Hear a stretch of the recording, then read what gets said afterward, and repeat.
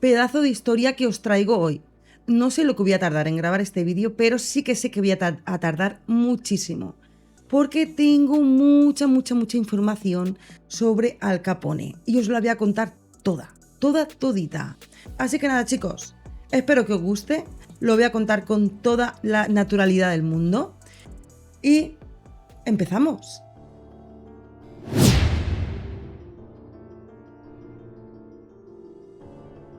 Al Capone nace un 17 de enero de 1899 en Brooklyn y viene de una familia de inmigrantes italianos que lo que buscaban era una vida mejor en Estados Unidos. Sus padres eran Graviel y Teresina y habían llegado desde Angri, que era un pequeño pueblo de la provincia de Salermo, al suroeste de Italia. Su padre primero trabajó de abacero y después de barbero. Y os tengo que decir que no había oído nunca la palabra abacero y la he buscado en el diccionario y resulta que era un oficio donde vendía alimentos, por ejemplo aceite, bacalao. A mí me ha dado una melancolía leer el significado de abacero porque me ha recordado a las tiendas de barrio que teníamos antes al lado de casa, que no sé cómo se llamarían en el resto de España, pero aquí se llamaban Adusa y tenían en la puerta un cartel donde ponía Adusa. Y me ha dado una melancolía, os lo digo en serio, porque todo ese tipo de cosas pues ya no existen.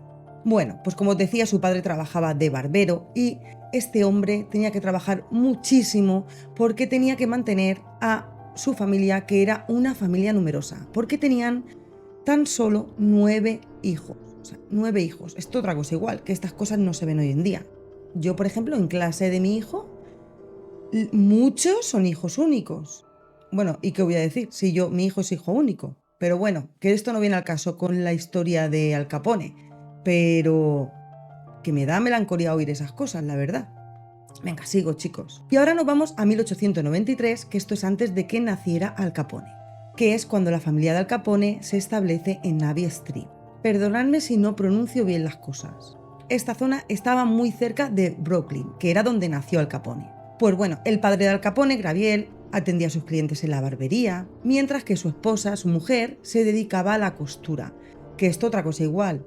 Esa mujer de verdad que valía oro, porque con 9 hijos y encima dedicándose a la costura, es que esto es de admirar. Bueno, de admirar los dos, no solo a ella, porque el hombre también trabajaba más horas que un reloj para poder llevar dinero a la casa y mantener a su familia.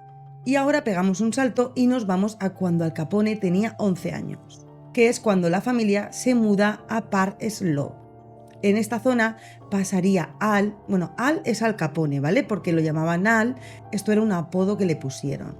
Y aquí es donde Al pasaría gran parte de su juventud. Bueno, pues resulta que a Al no le gustaba el colegio y con tan solo 14 años, cuando estaba en quinto, dejó el colegio para siempre. Y esto fue por 2 motivos. Uno de ellos era porque faltaba mucho a las clases y el otro fue porque un día se puso a discutir con un compañero porque pensaba que le había quitado el almuerzo. Una profesora vio la discusión, se metió por en medio y Al le pegó a la profesora. Y a partir de aquí, Al Capone dejó el colegio para siempre. Y entonces es cuando Al Capone empieza a trabajar en varios trabajos, como por ejemplo de dependiente en una confitería, también trabajó en una bolera y también trabajó en una fábrica de cartón. Pero realmente a Al Capone estos trabajos no le gustaban nada de nada. Bueno, y ahora vamos a contar una pequeña anécdota de Al Capone. Y era que a Al Capone le gustaba mucho el billar. Y al lado de su casa había un billar, donde iba a jugar mucho con su padre. ¿Y qué pasó? Que de tanto practicar y tanto practicar, no tardó en convertirse en el mejor del barrio, porque resulta que se apuntó a campeonatos y los ganó. Pero este no sería su único logro para él, porque aquí fue cuando conoció a Johnny Torrio. Y Johnny era un gángster calebrés que era 17 años mayor que él, el cual se convertiría en el mentor de Al Capone. Y fue Johnny Torrio el que introduciría a Al Capone en el mundo del crimen organizado. ¿Y qué hace Johnny Torrio? Pues lo empieza a introducir en pequeñas bandas, hasta llegar a terminar en una de las bandas más peligrosas de Nueva York. ¿Y qué hacían en estas bandas? ¿Qué era lo que hacía Al Capone? Pues hacían pequeños robos y daban palizas, pero todo esto era por encargo. Si alguien quería eliminar a un enemigo, allí estaban ellos. Pero claro, siempre pagando, que he leído que les pagaban $100. Y aquí Al Capone fue donde aprendió lo esencial para moverse en el mundo del crimen. ¿Y qué pasó después de esto? Pues que pronto lo ascendieron en la jerarquía criminal y se convirtió en un guardaespaldas de figuras importantes, pero no de famosos, sino de figuras importantes que eran mafiosos, vamos, que eran importantes para ellos, no que fueran gente importante para los demás, más bien era gente temida para los demás. Y en esta época ocurre un episodio importante que lo dejaría marcado de por vida. Un día que estaba trabajando de guardaespaldas en un club nocturno, en ese momento guardaespaldas de Frankie Yale, pues resulta que se emborrachó y le dijo unas cosas feas a una chica que trabajaba allí. Y su hermano, Frank Gallucio, no dejó pasar la ofensa y empezaron a pelearse. Pero no una pelea, ¡hala! Te pego y ya está. No, no, no. Una pelea con navaja. ¿Y qué pasó? Pues que le dio y le hizo 3 rajas en el lado izquierdo de la cara. Y esto lo dejó marcado de por vida. Y por esto fue por lo que le pusieron el famoso apodo de Scarface, que significaba cara cortada. Bueno, pues resulta que el día siguiente Al Capone tuvo que presentarse ante Gallucio para disculparse. Pero claro, esto venía por orden de Yale. A ver, os pongo en contexto para que no liéis con los nombres. Yale era el que él cuidaba, ¿no? Él era guardaespaldas de Yale. Y el otro, Gallucio, era con el que tuvo la pelea, ¿vale? Yale, el que él era su guardaespaldas. Y Gallucio era con el que tuvo la pelea. Así entráis en contexto. ¿Y por qué os digo esto? Porque os explico un punto importante. Resulta que en vez, ya sabéis que os he dicho que fue a disculparse, y en vez de vengarse, que era lo más normal y con ese tipo de gente, lo que hizo fue contratar a Gallucio como guardaespaldas. Y a partir de ese momento evitó hablar de cómo se había hecho las cicatrices y nunca contaba la historia real. Resulta que se inventó la historia de que esas cicatrices habían sido causadas por una granada en la guerra, aunque la realidad era que nunca había estado en la guerra, pero él se inventó esa mentira. Y un detallito es que siempre se encargaba, cuando le tenían que hacer una fotografía, de que le hicieran la fotografía desde el otro lado, que nunca saliera la parte izquierda. Bueno, ya os he contado un montón de cosas que hacía Capone y ahora resulta que Capone pues también tenía otro lado y era su vida personal y vamos a hablar un poco de ella. Porque el 30 de diciembre de 1918 se casó con tan solo 19 años y se casó con una joven irlandesa que se llamaba Mary Josephine o Mary Josefina, no sé, se escribe Josefine. Estuvieron viviendo un poco de tiempo en Brooklyn y después decidieron mudarse a Amityville. Mira, yo no sé pronunciarlo, lo siento, de verdad que lo siento, pero lo leo conforme lo pone. ¿Y por qué deciden mudarse allí? Para estar cerca del Rum Row, que era una zona clave para el contrabando de alcohol. En ese momento, en plena ley seca. Y sin saberlo, ese movimiento marcaría el principio de su ascenso en el crimen organizado. Bueno, ahora nos vamos más en el tiempo. Nos vamos a 1919. Se dice que ahí Al Capone ya había cometido al menos, se dice, esto se dice supuestamente, que ya había cometido al menos 2 asesinatos. Lo habéis entendido, ¿no? Y que estaba a punto de ser acusado de un tercero. Y en ese momento desaparece. Bueno, pues en ese momento Johnny Torrio, su mentor, lo llevó a Chicago o lo llamó para que fuera a Chicago. Lo que en ese momento en Chicago, alguien con el talento de Al Capone, con el talento de lo que hacía, está claro, era como que iba a tener posibilidades infinitas. En ese momento Johnny Torrio trabajaba para Bing Jean, que era el rey del vicio en Chicago. Este hombre, Bing Jean, por lo visto le llamaban Colosimo. Y Colosimo en ese momento controlaba los burdeles más famosos de la ciudad. Y este hombre tenía un club de lujo que era conocido en todo Estados Unidos. Bueno, seguimos, que he tenido que hacer un parón porque de repente estaba aquí grabando y he escuchado ruidos arriba en mi casa. Yo estoy aquí en el sótano y, a ver, esto es una casa, no es un edificio. Y entonces, arriba no hay nadie, es que en mi casa, y no puede ser los ruidos de los vecinos porque no, las casas no están pegadas. Chico, y he escuchado ruidos ahí arriba en mi casa y yo he dicho, tío, ¿se me habrá metido un gato? ¿O han entrado? Me he quedado asustada. Bueno, el caso es que he subido y no es nada. Yo he pensado, ¿se habrá conectado la conga sola? Os lo juro. Porque cuando está la conga sí que es verdad que lo oigo, ¿no? Se oye el ruido de cuando choca y todo eso. Pero no, es que la conga estaba en su sitio. Y todo estaba en su sitio, no sé. Bueno, me queda un poco, no sé. Bueno, sigo. Bueno, Torrio tenía una mentalidad estratega y él se encargaba de gestionar los negocios de Colosimo. Pero en 1920 la ley seca cambia todo el panorama, porque el tráfico de alcohol ilegal prometía ganancias desorbitantes. Y como no, Torrio vio aquí una gran oportunidad. Por lo visto se lo comentó a Colosimo, pero Colosimo no estaba de acuerdo, no le gustaba la idea, porque decía que no quería arriesgar su imperio con un negocio que podía atraer mucho la atención. Y supuestamente ese error le costó la vida, porque un día a las puertas de su cafetería, que se llamaba Café Colosimo, si no recuerdo mal, fue asesinado. Lo habéis entendido, ¿no? Y esto lo hizo un sicario desconocido. En aquel entonces los indicios supuestamente apuntaban a Torrio, pero por lo visto no se pudo demostrar. Por eso digo supuestamente. Bueno, pues en ese momento, con Colosimo ya fuera de la escena, fuera de todo, porque el hombre ya, por desgracia, ya no estaba, Torrio cogió el control absoluto de la organización y establece su base en el burdel Four Deuces. ¿Y qué es lo que hizo? Pues, como Al Capone era su hombre de confianza, lo puso al mando de la organización. Bueno, de la organización no, perdón, de la operación. ¿Y qué hicieron? Pues expandieron el negocio ilegal de alcohol a otro nivel. Lo expandieron a otro nivel. Pero no solo eso, porque también el juego clandestino. ¿Y qué más? Los burdeles. Pero todo esto no era un camino de rosas, porque la riqueza y el poder les trajeron problemas. ¿Y qué pasaba? Pues que la prohibición del alcohol estaba en marcha. ¿Y qué es lo que pasaba? Pues que habían disputas entre bandas rivales. Y esto se convirtió como en una guerra.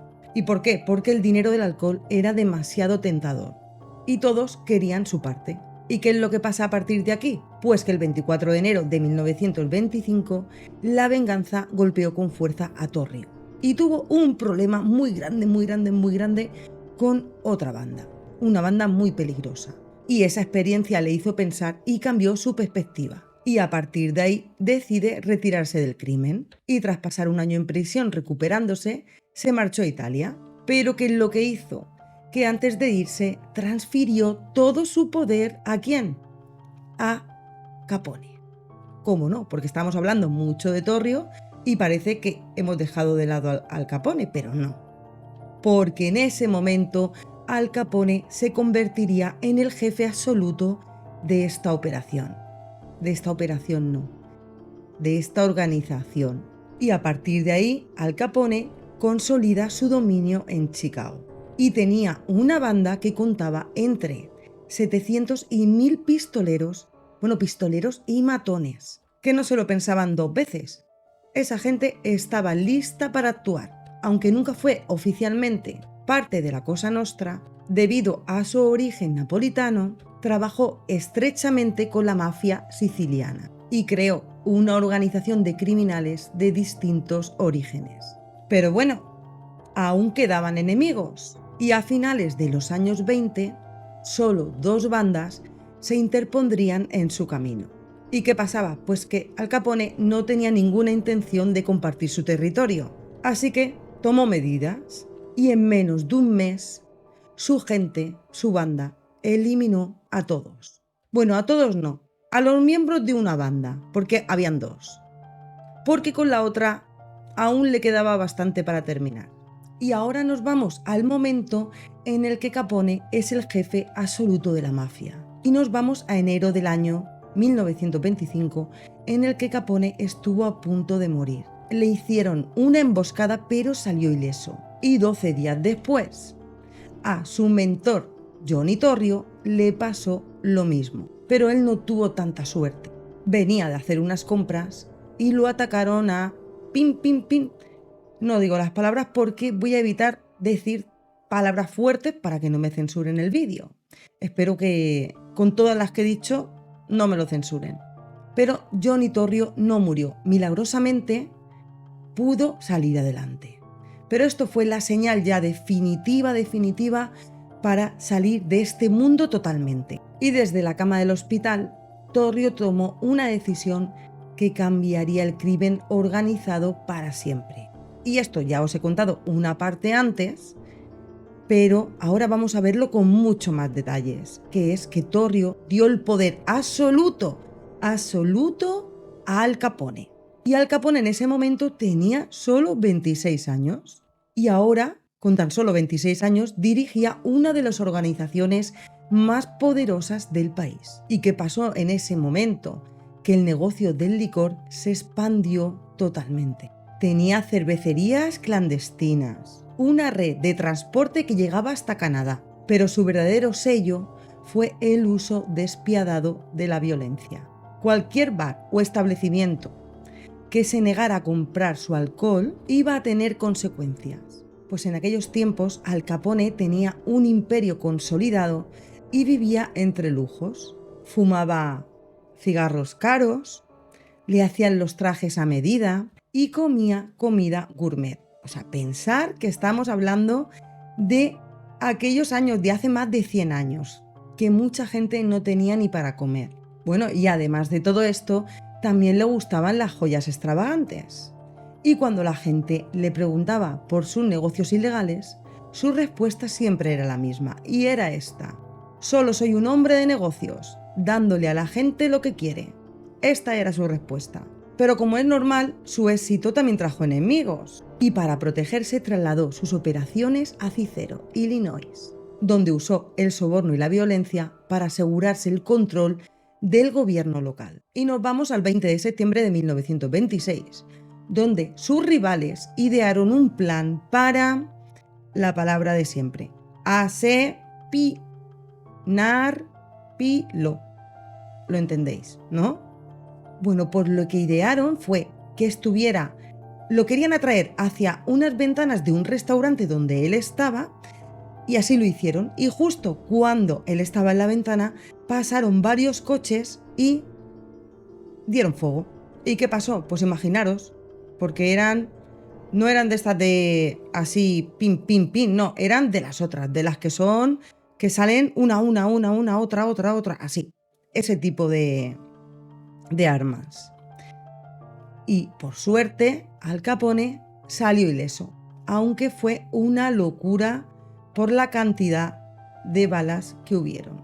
Pues tras este atentado intentó negociar una tregua con sus enemigos, pero no salió como él esperaba, porque las conversaciones fracasaron. Y semanas después del 11 de octubre de 1926 ordenó su venganza.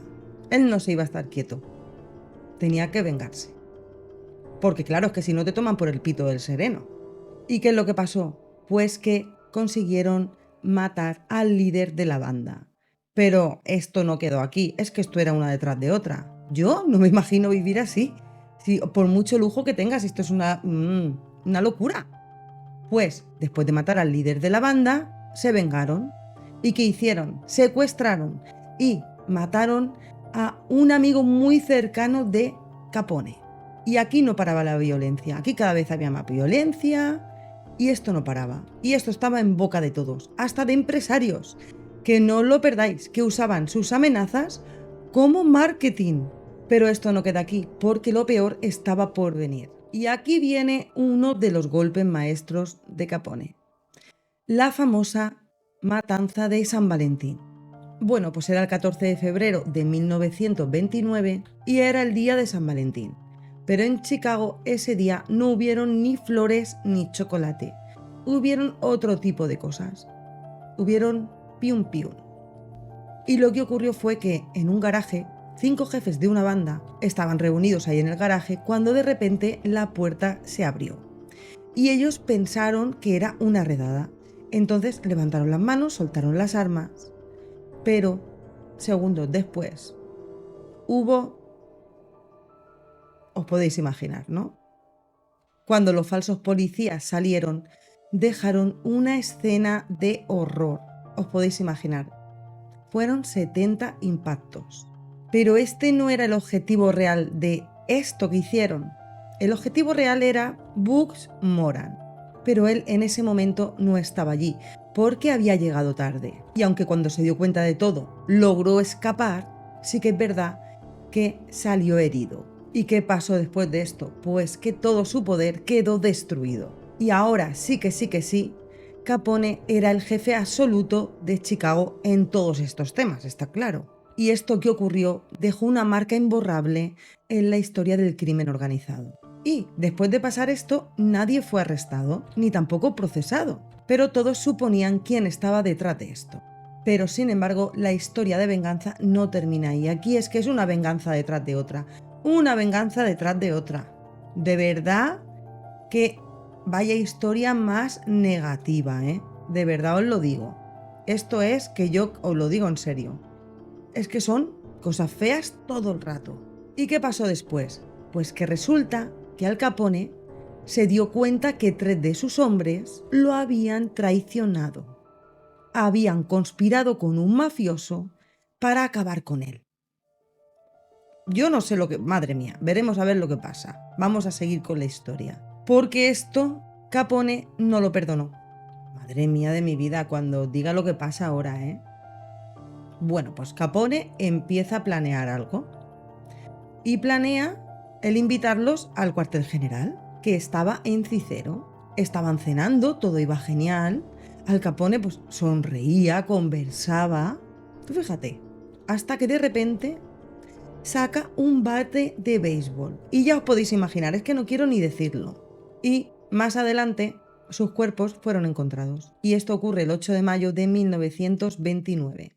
Venga chicos, que ya nos queda menos de la historia.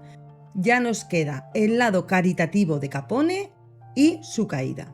Vamos a ello. Bueno, pues ¿qué pasaba? Que Al Capone era un maestro en manejar su imagen y él sabía que la prensa y el pueblo lo observaban. E inspirado por su viejo enemigo, Dean O'Banion, empezó a mostrarse como una persona que ayudaba a los pobres. Y cuando la Gran Depresión golpeó con fuerza en 1929, pues Al Capone abrió comedores de beneficencia en Chicago. Y aquí lo que hacía era servir sopa y pan a las personas que no tenían empleo. Y también llevaba leche a las escuelas para los niños. Entonces, ¿qué ocurría con esto? Que para muchos era un criminal despiadado, pero para otros era como un Robin Hood, pero de los modernos. Pero ¿cuál era la realidad? Que esto era parte de su plan y su estrategia para protegerse. Y a finales de los años 20, Capone ya no era solo un gángster, era como un rey pero sin corona. Su imperio del crimen controlaba de todo. Cervecerías, tabernas clandestinas, burdeles, casinos, hipódromos y salas de apuestas. Vamos, que hacía de todo un poco. Bueno, pues él tenía una flota de barcos y camiones. Y con esto se aseguraba el tráfico del licor. Bueno, del licor ilegal. Pero esto no queda aquí. Porque Capone tenía una obra maestra, vamos, su mayor obra, que se llamaba el Sindicato del Crimen. Y eran su red de mafiosos de confianza. Este hombre estaba en ese momento en la cima del mundo, entre comillas, económicamente. Pero el imperio más grande puede caer con un mínimo error. Y es lo que vamos a ver ahora. Porque su caída había comenzado. lo que ocurrió el día de San Valentín había sido demasiado. Chicago era un caos y la prensa nacional exigía respuestas. Entonces, uno de los hombres más influyentes de la ciudad, que se llamaba Walter Strong y era editor de un periódico, decidió que ya era hora de actuar. Pues este hombre tenía un amigo muy poderoso, que era el presidente Herbert Hoover. Bueno, creo que lo he pronunciado parecido. Y apenas 2 semanas después de su toma de posesión, Strong, que era el editor del periódico, ¿qué es lo que hizo? Organizó una reunión secreta en la Casa Blanca. Y allí, junto a Frank Loes, que era de la Comisión del Crimen de Chicago, lo que hizo fue presentarle a Hoover, que era un panorama aterrador. Y se dijo que Chicago estaba en las manos de los mafiosos y que la policía y sus magistrados estaban completamente bajo su control y que solo el gobierno federal podía restaurar el orden. Y Hoover no dudó ni un segundo y dio una sola orden, y fue que persiguieran a Capone en todo lo que pudieran. Después de esto, el Departamento de Tesoro y el Departamento de Justicia pusieron en marcha un plan maestro, que fue atacar a los gángsters por evasión de impuestos. Porque claro, los gángsters eran hombres que ni se compraban con dinero ni tenían miedo. Vamos, que eran como los intocables. Pero ahí estaba un agente decidido, Helios Ness, a acabar con el imperio de estos hombres. Vamos, con el imperio de Capone. ¿Y qué pasó? Que Strong, que era el editor del periódico, utilizó el periódico para espiar a Capone y de esta manera compartir información con el gobierno. Así, el cerco se estaba cerrando, porque la clave para derribar a Capone no estaba en todo lo malo de todo lo que había hecho, sino en sus finanzas, más bien en sus impuestos. Entonces lo que ocurrió fue que en 1927 la Corte Suprema decide que el dinero obtenido legalmente también había que pagar impuestos. Y la fiscal adjunta Mabel Walker tuvo una idea brillante. Si no podían probar todo lo malo que hacían, podían probar que no pagaban impuestos de sus ganancias ilegales. Al ver esto, Al Capone cometió un error brutal y ordenó a su abogado que negociara con el gobierno. ¿Y qué quería hacer con esto? Pues pagar todos los impuestos que no había pagado para de esta manera librarse de la cárcel. Pero al hacerlo por escrito era como que había admitido que había ganado un montón de dinero, que eran más de $100.000 en 1928 y 1929. $100.000 en aquel entonces. Y esto fue el principio del fin de Al Capone.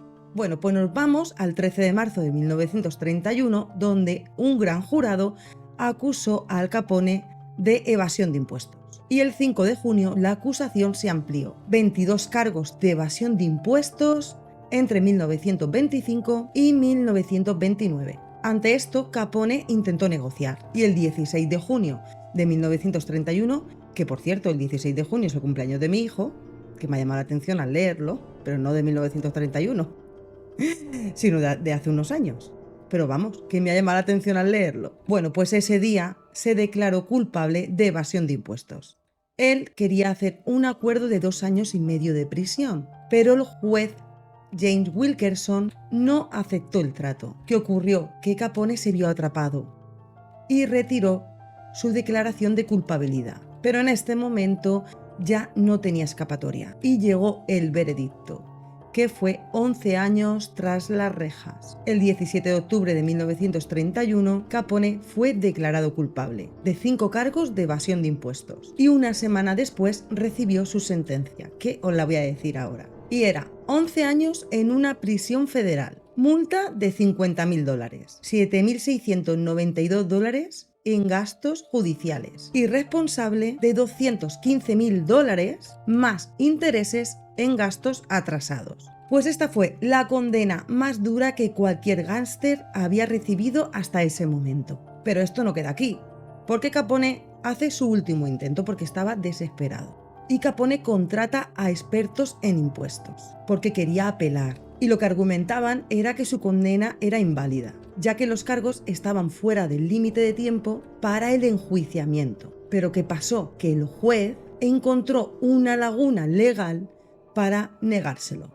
Y fue que Capone había huido a Miami durante años y ese tiempo no estaba en la descripción. y así termina la era más infame del gángster más grande de Estados Unidos. Pero bueno, la historia no termina aquí. Si te quieres quedar a seguir viéndola, vaya historia, ¿eh? Vaya historia la de este hombre, de verdad. Vamos, que tiene que tener un carácter fuerte, fuerte para aguantar y pasar todas estas cosas. Porque esto no lo aguanta cualquiera, ¿eh? Mira cómo Torrio dijo hasta aquí llego. Pero se ve que a Capone, pues, lo llevaba mejor, no sé, lo llevaba bien. Bueno, que no me enrollo más, que seguimos con el caso.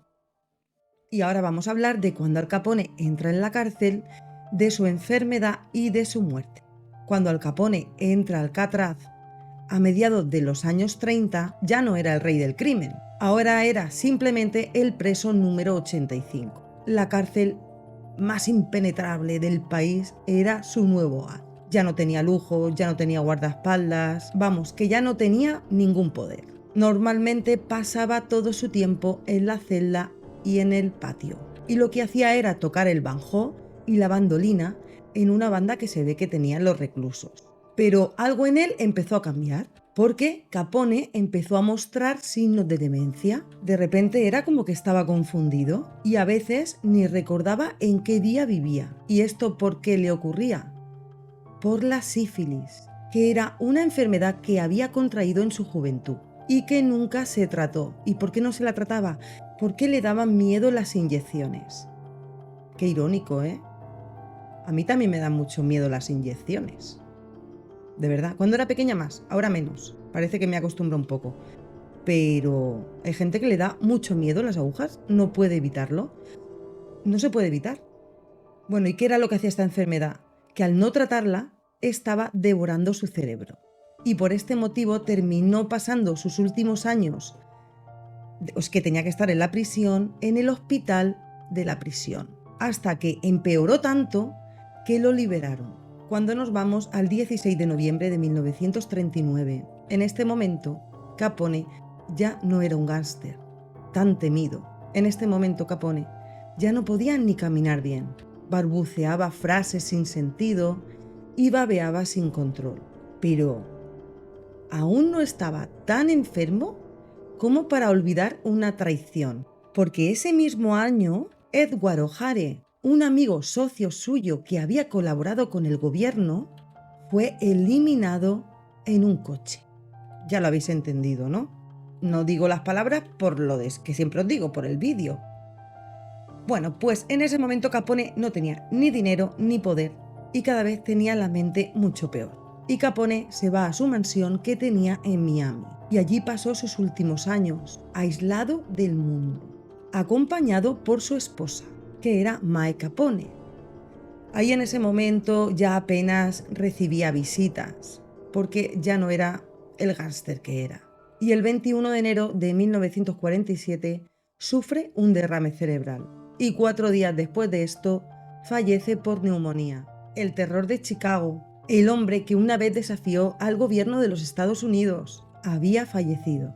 Al Capone fue enterrado y años después sus restos fueron trasladados a otro cementerio de Chicago, junto a su padre y a su hermano. Y según he leído, en la lápida pone: Jesús mío, ten compasión. Y así termina la historia del mayor gángster de América. Bueno, chicos, ¿qué os ha parecido?